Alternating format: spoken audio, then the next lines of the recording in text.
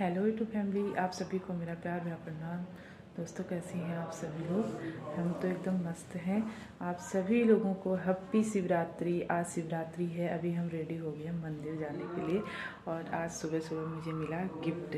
पूरा Valentine day week चला गया, आज तक रोज़ नहीं मिला, आज मिला है रोज़ सुबह सुबह। ये हैप्पी शिवरात्रि बोल दे। हैप्पी शिवरात्रि। घर के मंदिर में भी हो गई है पूजा। अब चलते हैं आश्रम वाले मंदिर में। उधर को जाना तो बेटा। नमस्कार।